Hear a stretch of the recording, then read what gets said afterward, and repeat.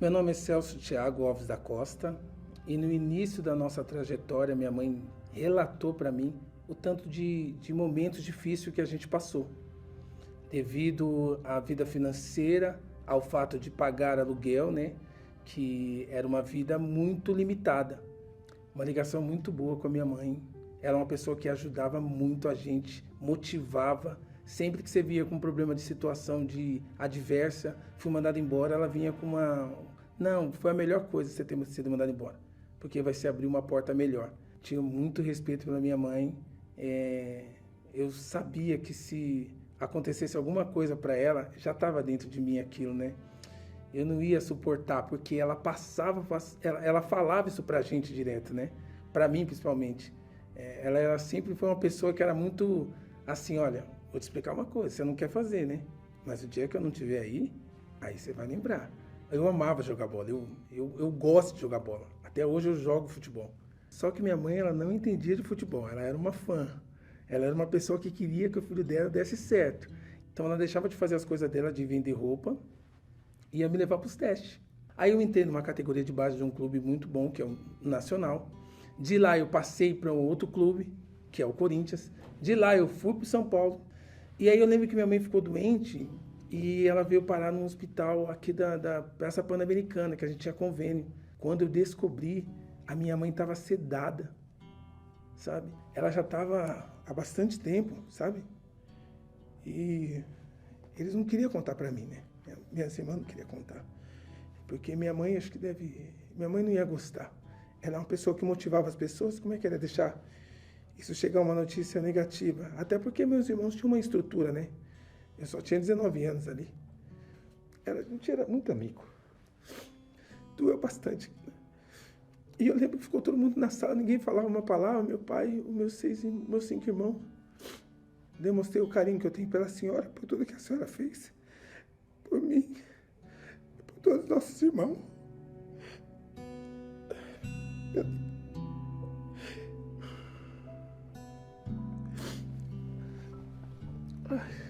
Aí eu dei tchau pra ela. E quando eu dei tchau pra ela, ela levantou o braço e usou, acho que toda a força que ela tinha. O braço subiu e bateu na maca assim, ó, umas 3 vezes, sabe? E depois disso, poxa, toda vez que eu lembrava disso, doía, cara. Eu não tinha cabeça pra jogar bola. A verdade é que eu não conseguia mais jogar bola. A bola batia em mim, ela ia longe, ela sumia de perto de mim, sabe? Eu não tinha cabeça para jogar futebol. Eu era o titular, tinha mais 6 atacantes. Eu tornei o sexto. De primeiro eu tornei o sexto, porque o futebol, porque a minha cabeça não estava ligada no futebol, não estava concentrada.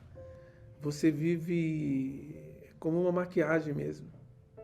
Você mostra uma coisa por fora, que na verdade por dentro você não tem. Dentro de você mesmo não é aquilo que resplandece do lado de fora. Então ali eu comecei a viver na noite. Tinha casa noturna que eu ganhava camarote, bebida. Então foi daí que eu comecei. Só vivia na noite, bebendo, traindo minha esposa. Então você começa só a perder o sentido da vida. Então para mim ali mais nada fazia diferença. O declínio foi muito grande, porque quando eu saí de jogador, eu fui trabalhar num Lava Rápido. Ali eu ganhava R$ 270 por mês para trabalhar de domingo a domingo. Já era uma humilhação.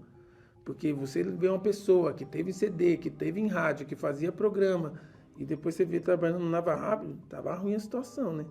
E para ganhar R$ 270 ainda, aí melhorou um pouquinho, eu comecei a ganhar 500. Comecei a trabalhar numa pizzaria à noite de sexta, sábado e domingo.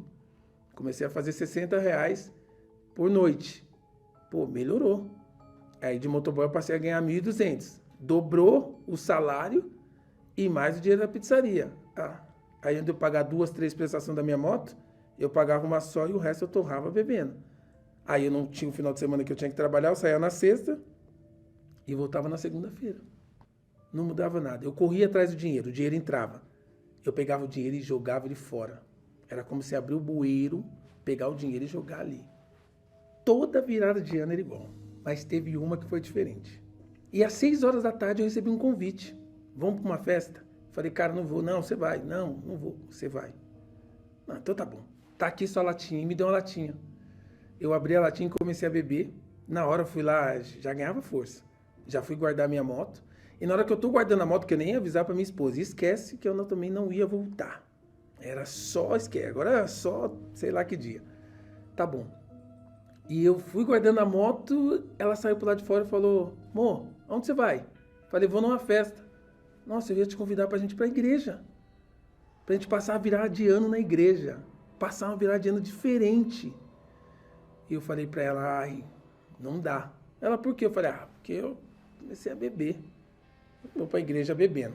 Eu tinha costume pra começar a beber, tinha que fazer o vira, né? Aí eu virei um cowboy primeiramente seco. Depois eu fiz um outro com energético e virei de uma vez. E fiz o terceiro e fui pra roda de samba, tocar samba. E comecei a cantar. E lá, me deu um estalo. Tum. Falei, nossa, não tô legal. Voltei lá dentro, fiz mais 2 doses.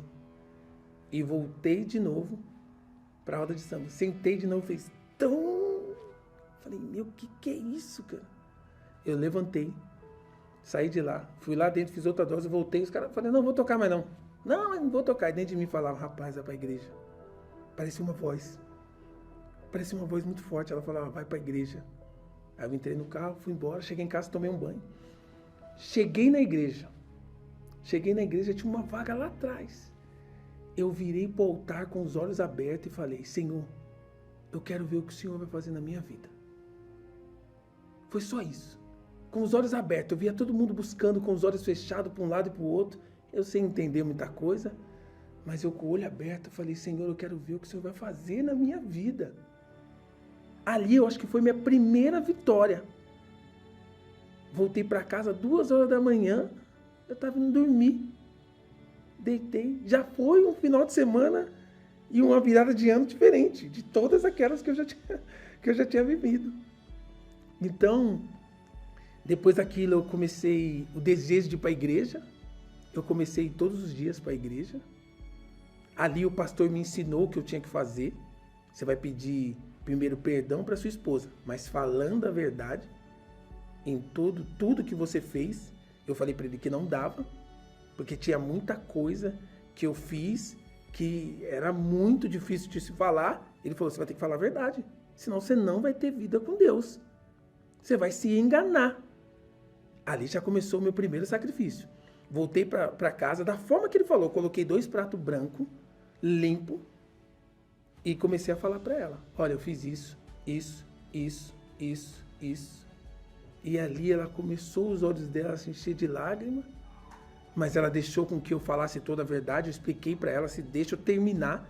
E se você quiser ficar comigo, depois de tudo isso, entenda que você vai ficar com uma nova pessoa, porque eu não serei mais aquela pessoa. Eu tomei uma decisão. Dali, ela decidiu que ia ficar comigo. Eu fui pedir perdão para as pessoas que eu tinha magoado, ou que eu tinha feito alguma coisa de ruim, ou que seja. Pedi perdão para cada pessoa e me batizei nas águas. Então, quando eu aprendi o que era fogueira santa, que fogueira santa salva a sua alma, ela não salva a sua vida. Tudo que você tem vai ficar aqui. Você pode ter tudo e você pode conquistar, e parabéns por isso. Mas quando você partir, vai ficar, não serve mais para nada. Eu entendi que a fogueira santa salvava a minha alma. Não, eu falei, Espírito Santo, isso é o maior importante. E eu fazia um monte de lista quando eu fazia a fogueira santa antes. Então você não precisa mais correr atrás de riqueza. Você tem que sim lutar para você trabalhar, para você ter novas ideias. Lutar, pedir para o Espírito Santo te dar direção, que ele vai te dar.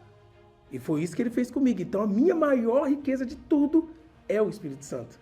Então é tão forte que hoje eu vejo que eu sento com pessoas que são verdadeiramente ricas de dinheiro, mas que têm muito dinheiro, e eu sento ali para fechar um negócio e tudo, mas eles não têm a riqueza que eu tenho em Espírito Santo. Eu não sei se você consegue entender. É tão forte que eu saio dali, eu continuo rindo. Se ele fala não, eu dou risada. Se ele fala sim, eu saio rindo. Foi Deus que fez essa transformação. Foi Deus que deu esse caráter, essa nova pessoa de uma índole não aceito o que é errado. Então o Espírito Santo entrando na minha vida, ele tirou aquele vazio, daquela dor, daquela dor, de ver o braço da minha mãe levantar e cair, sabe? Ele tirou essa dor. Ele ressuscitou os meus sonhos. Ele me deu hoje. Hoje ele me deu o que eu quero. Eu compro o que eu quero, sabe? Eu viajo também para onde eu quero. Então, essa riqueza de detalhes que eu falo para você, de todas essas coisas, não se torna nada em vista do Espírito Santo. O meu casamento, eu costumo dizer que é o meu maior tesouro depois do Espírito Santo, é o meu casamento. Não é a empresa, sabe? Não é nada do que eu tenho, é o meu casamento. Eu aprendi a sacrificar. Eu até gosto de subir em cima da laje, eu gosto de dormir os últimos dias no sereno, lá em cima da laje. Não preciso, sabe? Para mim, verdadeiramente, não pôr só dinheiro, por verdadeiramente sacrifício e temor para com Deus. E o mais legal de tudo isso, que quanto mais luta aparece para mim, parece uma coisa, mais feliz eu fico. Que eu falo, agora Deus vai me honrar. Porque essas lutas estão chegando, é porque a minha bênção está muito perto. Sabe, é assim que eu me vejo. Eu passar e a minha esposa fala, por que você está rindo? Deu isso errado, vai arrebentar.